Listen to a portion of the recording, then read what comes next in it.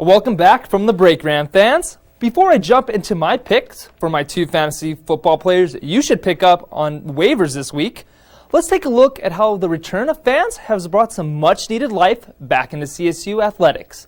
I caught up with some Ram fans and got to hear their thoughts on how they feel about tailgating finally being back. Go Rams! Let's go! Tailgating before every home football game at Colorado State has been tradition for decades. But due to COVID-19, Ram fans had to wait 644 days before they could safely party again. For these CSU students, they couldn't be happier that tailgating is finally back.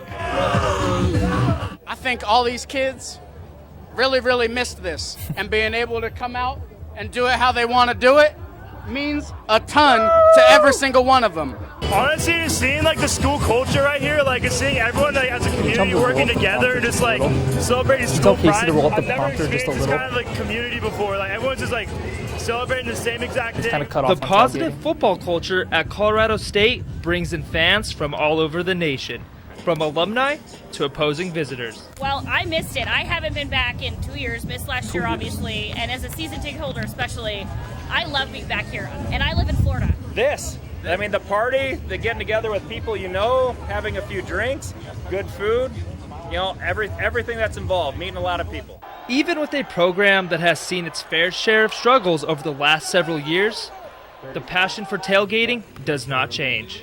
But what makes it different is that people are passionate about the school, and when they're passionate about the school, it shows in sports. Man, tailgate's really good for the community. It gets us really riled up before the game, getting everybody get back together. It's great for camaraderie.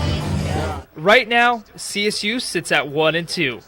But no matter what their record is, one thing's for sure, Ram fans will always turn out for a good tailgate. Go Rams! Tailgating is one of my favorite traditions in football. You can't beat hanging out with friends, enjoying some great food, and of course, watching some football. But of course, you can't talk about the old gridiron without some fantasy football. So let's get into my fantasy picks for the week. In the second week of NFL action, we sadly saw a lot of players go out with injuries. But that means you need to pick up some players on the waiver wire more than ever. And with the numbers he's put up these first 2 games, Las Vegas Raiders quarterback Derek Carr is a must for your team. And he's only owned in 26% of leagues.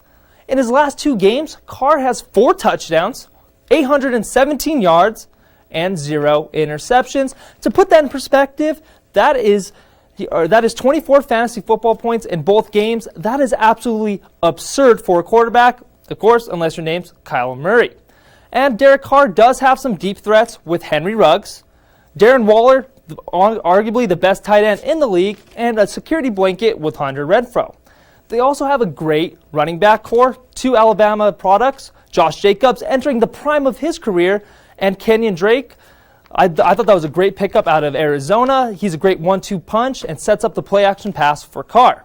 And I'm not saying Carr is a starter every week, but he is good for depth and insurance just in case your starting quarterback gets hurt. And he also plays Miami in Week 3, so he could be a star when he rides his hot streak. My next pick is Arizona Cardinals rookie wide receiver Rondale Moore. He is a deep sleeper that you have to grab right now. He is only owned in 20% of leagues, which makes sense given that he is a rookie and it is only Week 2. But in Week 1, he had 11 fantasy points, and in Week 2, he had 25 fantasy points. And he only played 46% of the snaps, and he still led the team in targets and yards. That is very impressive, given that the Cardinals have DeAndre Hopkins, A.J. Green, and Christian Kirk.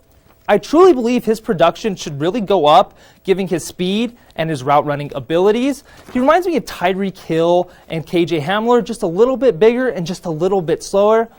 And Rondale Moore plays the Jaguars next week, and we saw what the Broncos did to him. So if you're in a deeper league and you're looking for a flex option, Rondale Moore is your guy. Well, that's all my waiver wire additions this week. Next Monday night, I will have 3 more players for you to pick up for Week 4. And don't go anywhere just yet. Ella is up next.